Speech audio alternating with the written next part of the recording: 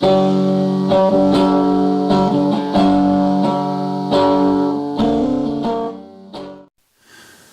off, no, I'm not dead. My knee's still pretty messed up. I've been able to get into some consistent bench pressing and stuff, and then I decided to go ahead and do a single ply bench only coming up next month.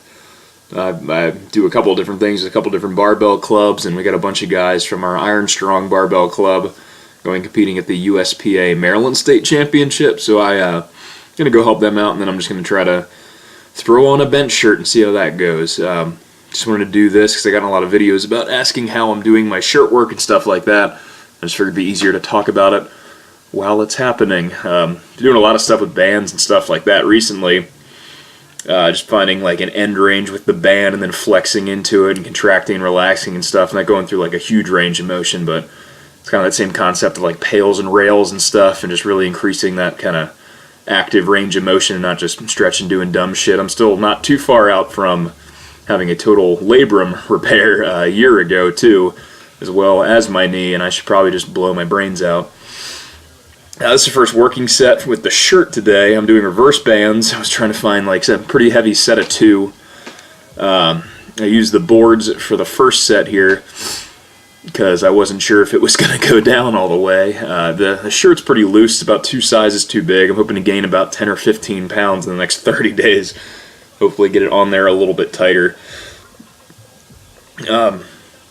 Yeah, just getting, strokes. My stroke's always been okay, and a bench shirt, a single ply shirt's a little less forgiving than a multi-ply shirt, honestly, I think.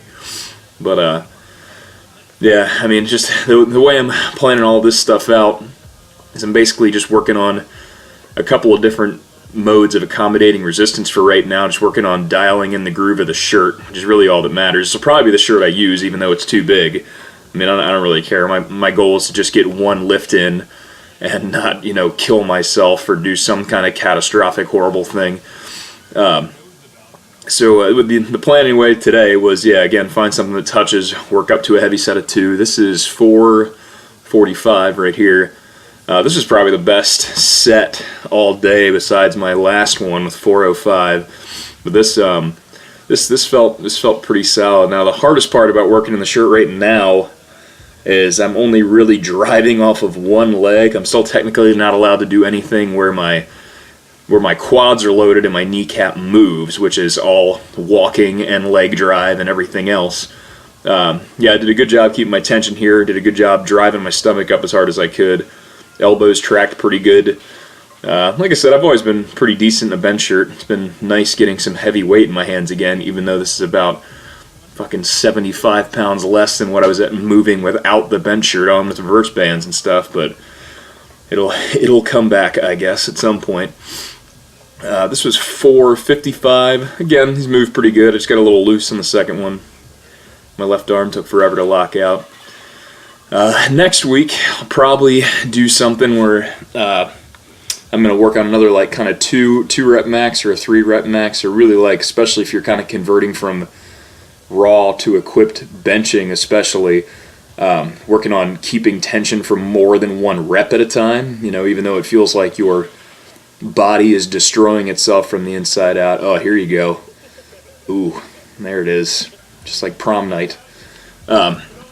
So like keeping that tension for more than 1 rep at a time, it's a good way to get a lot of extra work in the shirt. I think a lot of people kind of make the mistake of only doing singles and things like that, or only doing like multiple reps off of like shortened range of motions and things. My goal is to get as much work in between now and the meet, since I really don't have a ton of time to train for it.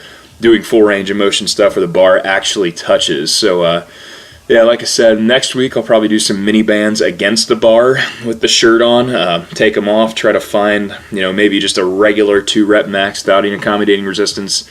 The following week, just going to make sure, kind of try to dial in an opener, hopefully.